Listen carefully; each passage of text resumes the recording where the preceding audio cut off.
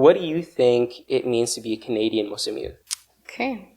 Let me think. I have an answer for it. Give me a second. Damn, I thought I had the answer down, but now I'm thinking about it, I'm like, wait. Canada's pretty big, so it's very difficult to identify what Canadian Muslim means. Who am I and what am I doing here? This question has plagued us all from our early teenage years through to adulthood. But what if you were trying to answer this question while headlines of death, destruction, and evil were all tied to you simply because of your religion, culture, or the clothes you chose to wear? This is the reality for Muslim youth across Canada, whose struggle in understanding who they are has been compounded by the global conflict we see all around us. This new challenge has led to a rise in identity confusion and impaired identity construction.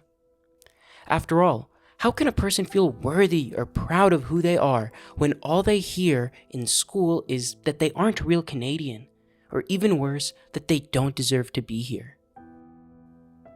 But what has life actually been like for Muslim youth growing up in Canada, and how do they form their identities?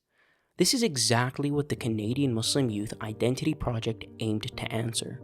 In an SSHRC-funded project, Dr. Amir Jamal led a team of social work researchers who sat down with these youth both individually and in focus groups. This has been such an exciting and meaningful journey with Canadian Muslim youth across Canada. Together, we reflected and explored those deep-rooted, complex questions that how do Canadian Muslim youth construct, negotiate, and maintain their individual, communal, religious, and transnational identities? Like, what are those key factors that impact their identity development process? For example, gender, religion, education, family background, experiences of discrimination, racism, and oppression in Canada. We collaborated with Muslim organizations, student association, and various communities across Canada. We respectfully engaged Muslim youth, listened to their stories, their challenges, and their aspirations. Most of them shared that this was the first time ever that someone sat with them to reflect on these issues, on these critical issues, to have a conversation on the complex nature of their identity and their challenges and their well-being. But we wanted to do more. We wanted to share with the world the voices of these youth. So we decided to create digital stories of these Canadian Muslim youth through online interview podcasts. Hesitant at first, many participants told us that they felt more empowered afterwards, that this was the first time they felt heard by the world.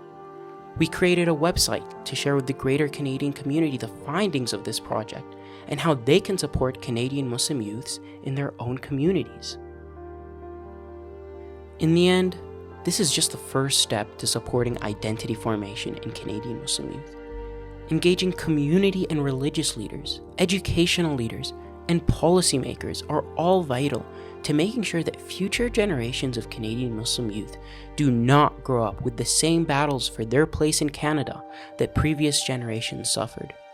Building bridges and forming connections is the path forward for a united and accepting Canada that supports all its youth, regardless of who they are.